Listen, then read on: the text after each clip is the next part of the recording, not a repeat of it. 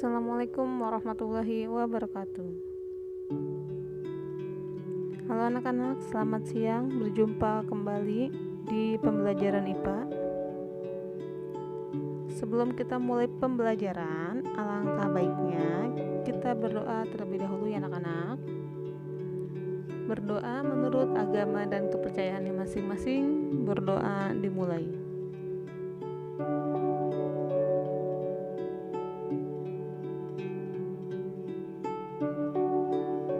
Berdoa selesai.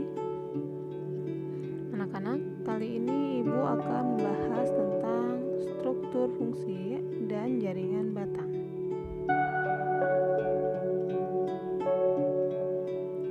Tujuan pembelajarannya yaitu menganalisis struktur dan fungsi akar, batang, dan daun, menganalisis struktur dan fungsi bunga, buah, dan biji, menganalisis struktur dan fungsi jaringan, menganalisis teknologi yang terinspirasi oleh struktur tumbuhan, menyajikan karya dari hasil penelusuran berbagai sumber informasi tentang teknologi yang terinspirasi dari hasil pengamatan struktur tumbuhan.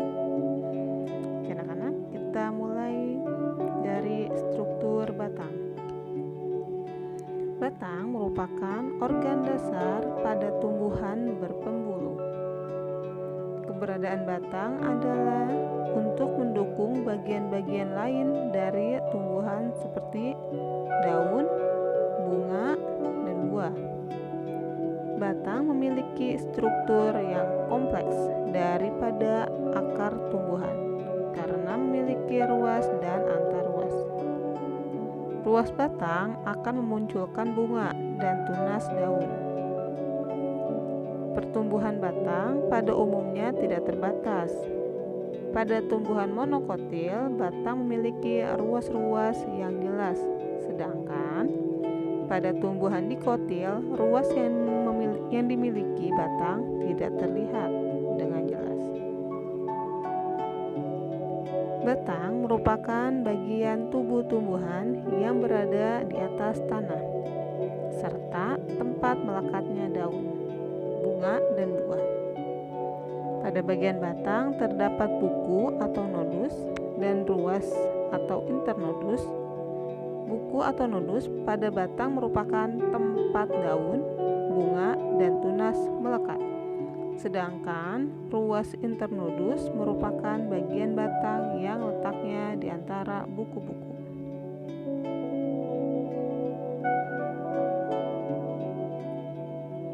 Kemudian fungsi batang. Batang memiliki beberapa fungsi yang sangat penting bagi tumbuhan.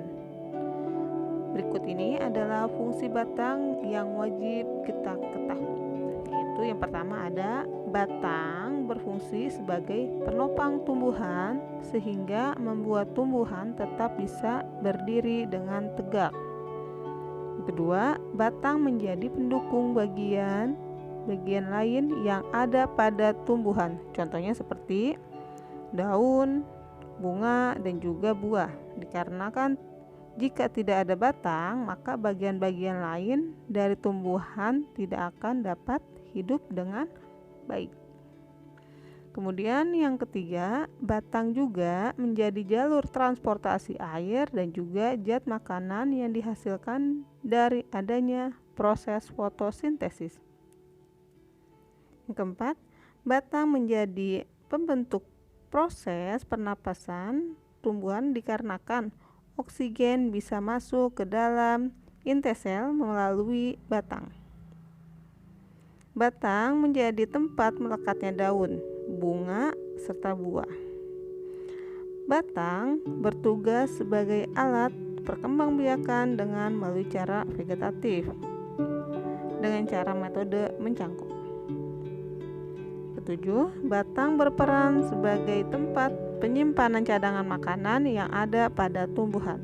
Contohnya seperti sagu. Itu adalah fungsi batang. Nah, kemudian sekarang ada jenis batang monokotil. Ada juga dikotil. Sekarang kita bahas dulu jenis batang monokotil. pada jenis batang monokotil ada jaringan epidermis, lentisel, korteks, dan stele.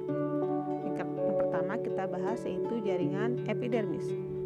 Jaringan ini merupakan struktur yang terdapat pada batang pada tumbuhan monokotil yang tersusun dari sel-sel pipih yang tersusun dengan rapat sehingga batang pada tumbuhan monokotil ini terlihat besar karena terdapat bulu-bulu dan stomata. Jaringan epidermis berfungsi untuk memberikan perlindungan terhadap jaringan-jaringan yang terdapat pada bagian dalam batang. Kemudian, jaringan lentisel. Suatu jaringan yang berupa lubang-lubang kecil terdapat pada bagian celah antara sel-sel pada kulit batang suatu tumbuhan dan berfungsi sebagai tempat untuk melakukan proses pertukaran gas dan proses penguapan. Pada bagian jaringan korteksnya, suatu jaringan yang tersusun dari sel-sel sklerenkim berada pada bagian bawah epidermis dan berupa pada kulit batang. Kulit batang sendiri berfungsi untuk mengeraskan dan memperkuat pada bagian-bagian luar pada batang. Kemudian yang keempat, jaringan stel. Suatu jaringan yang tersusun dari sel-sel sklerenkim yang terdapat pada bagian korteks dan tidak memiliki batas yang jelas antara keduanya. Jaringan stele di dalamnya memiliki berkas vaskuler yang akan menyebar ke seluruh bagian dari empulur, terutama yang akan mengalami konsentrasi dengan mendekati bagian kulit batang. Itu adalah jenis batang monokotil. Sekarang jenis batang dikotil. Sama, ada 4 juga. Ada jaringan epidermisnya, jaringan lentisel, jaringan korteks, dan jaringan stele. Pada jaringan epidermis, jaringan ini merupakan struktur yang terdapat pada batang pada tumbuhan dikotil yang tersusun dari sel-sel pipih yang tersusun dengan rapat.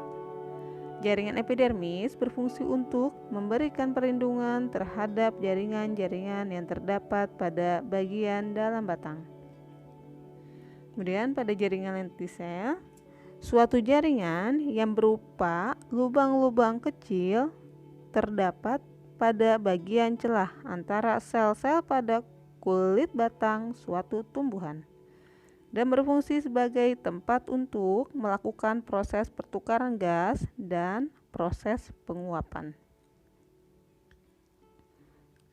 C. Jaringan korteksnya, suatu jaringan yang tersusun dari sel-sel parenkim yang berfungsi sebagai jaringan pada dasar pada batang suatu tumbuhan. Jaringan korteks ini juga terbentuk menjadi dua macam bagian, yaitu korteks bagian dalam dan korteks bagian luar. Kita bahas pada bagian dalam. Pada bagian jaringan korteks bagian dalam terbentuk dari sel-sel parenkim dan memiliki sebuah biji tertutup dengan lapisan sel yang akan mengalami pembentukan lingkaran berisi butiran-butiran pati atau seludang pati. Korteks bagian luar ini pada batang terdiri dari sel-sel kolenkim yang berkoloni atau bercampur menjadi satu bagian dan sel-sel parenkim yang akan mengalami pembentukan lingkaran tertutup. Kalau untuk jaringan stelnya ini suatu jaringan yang berfungsi sebagai silinder pusat terdapat pada bagian dalam sebelah endodermis. Jaringan stele tersusun dari lapisan atas, bagian luar dalam batang, atau biasa disebut juga dengan perikambium atau perisikel. Pada perikambium atau perisikel sendiri memiliki empulur dan berkas vaskuler yang terdiri dari dua bagian, yaitu xilem dan phloem. Nah, sekarang pada struktur batang ini, pada batang tumbuhan monokotil memiliki ruas-ruas batang terlihat jelas, sedangkan batang tumbuhan dikotil, ruas-ruas batang ini tidak terlihat jelas. Pada beberapa tumbuhan, batang dapat mengalami modifikasi dan berfungsi sebagai tempat penyimpanan cadangan makanan, misalnya pada tumbuhan tebu dan kentang dan rimpang kunyit. Sebagai bukti bahwa rimpang kunyit dan umbing kentang adalah batang.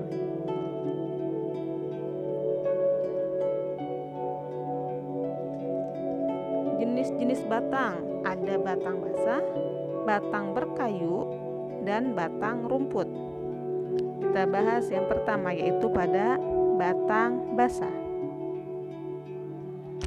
Batang basah memiliki batang yang lunak dan berair, batangnya tidak keras, batang mudah dipotong, kemudian batangnya pun pendek. Ada contohnya yaitu pohon pisang, bayam, pacar air, dan kangkung.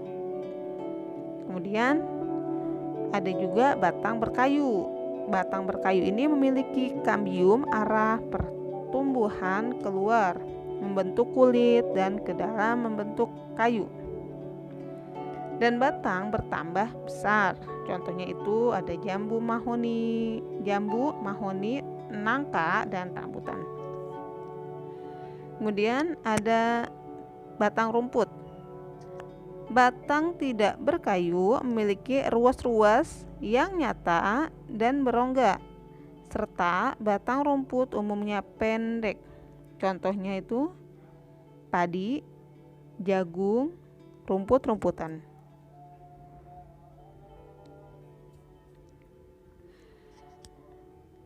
Penampang melintang batang dikotil dan monokotil. Kita akan melihat perbedaannya karena batang dikotil dan monokotil itu berbeda. Karena dikotil memiliki kambium, sedangkan monokotil tidak memiliki kambium. Mari kita lihat untuk yang dikotilnya dulu. Tipe berkas pengangkutnya adalah kolateral, terbuka, karena dikotil itu memiliki kambium. Seperti yang kita ketahui, kambium yang ke arah dalam akan membentuk xilem, sedangkan kambium yang ke arah luar akan membentuk phloem.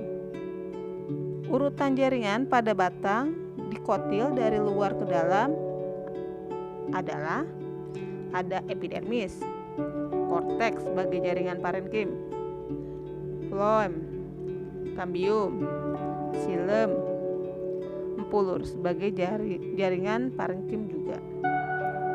Kemudian sedangkan kita lihat pada batang monokotil yang sebelah kanan, tipe berkas pengangkutnya adalah kolateral tertutup. Kenapa tertutup? Karena mempunyai sarung sklerenkim. Jadi phloem dan xilemnya di dalam sarung sklerenkim, maka kita sebut kolateral tertutup.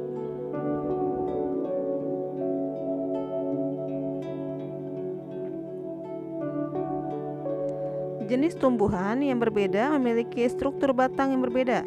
Contoh yang paling umum adalah batang tumbuhan dikotil dan monokotil yang memiliki perbedaan kontras pada struktur batang dan susunan pembulunya. Pada batang tumbuhan dikotil, pembuluh di dalam batangnya tersusun rapi di sekitar lapisan kambium. Pada batang tumbuhan monokotil, pembuluh ini tersebar di seluruh bagian dalam batang tanpa membentuk lapisan khusus.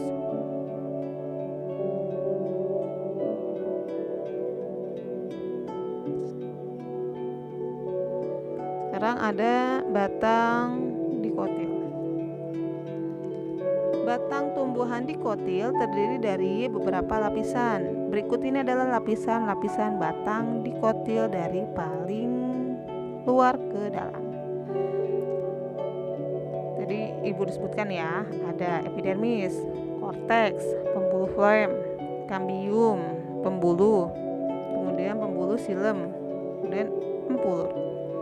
Pada batang tumbuhan dikotil, lapisan pembuluh membentuk sebuah cincin yang mengitari seluruh bagian batang. Dengan pembuluh floem di luar lapisan kambium pembuluh dan pembuluh silem di dalamnya. Fungsi dari kambium pembuluh adalah untuk menghasilkan jaringan pembuluh baru yang disebut sebagai pembuluh sekunder. Membesarnya diameter batang yang disebut juga sebagai pertumbuhan sekunder terjadi akibat bertambahnya lapisan jaringan pembuluh oleh kambium pembuluh. Pada batang tumbuhan dikotil berkayu, lapisan epidermis akan terkelupas dan digantikan oleh lapisan bernama periderm.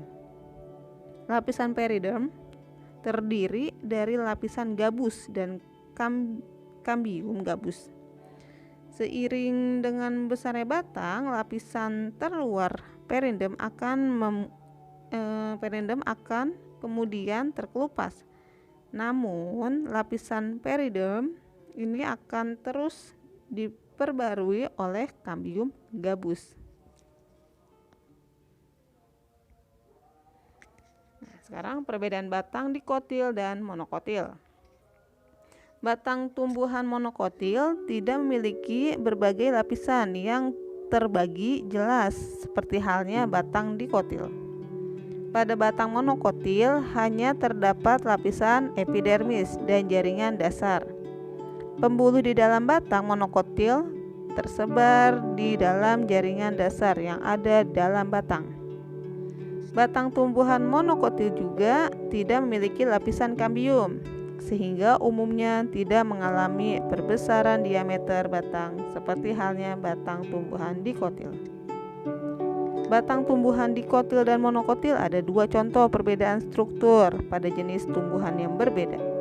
Batang tumbuhan dikotil memiliki lapisan-lapisan yang terbagi jelas dan memiliki lapisan kambium yang memungkinkan adanya pertumbuhan sekunder. Pada batang tumbuhan monokotil tidak terdapat berbagai lapisan seperti halnya batang dikotil. Pembuluhnya tersebar di dalam batangnya dan tidak memiliki kambium pembuluh. Ini adalah tumbuhan dikotil dan monokotil. Kita lihat perbedaannya. Kalau dikotil ini ada dua kotiledon. Kalau bagian monokotil ini ada satu kotiledon. Kemudian pada bagian dikotil ini bagian daun, pertulangan daun menyirip menjari. Kalau bagian monokotil, pertulangan daun ini sejajar melengkung. Kemudian kalau untuk dikotil, kambiumnya ada, berkas pengangkut melingkar. Ketahuan ya, kelihatan ya lingkaran itu. Kemudian kalau untuk monokotil, kambium tidak ada, berkas pengangkut tersebar. Jadinya dia tidak membentuk, jadi dia menyebar kemana-mana. Kalau untuk bagian bunga dikotil, kelipatannya 2, 4, atau 5. Tapi kalau untuk bagian bunga monokotil, bagian bunganya ini kelipatannya 3. Kemudian kalau untuk bagian akar dikotil ini akarnya tunggang. Kalau untuk bagian monokotil ini akarnya serabut. itulah penjelasan dari Ibu tentang batang. Semoga kalian dapat memahaminya. Sekian dari Ibu. Wabillahi taufiq wal hidayah. Wassalamualaikum warahmatullahi wabarakatuh.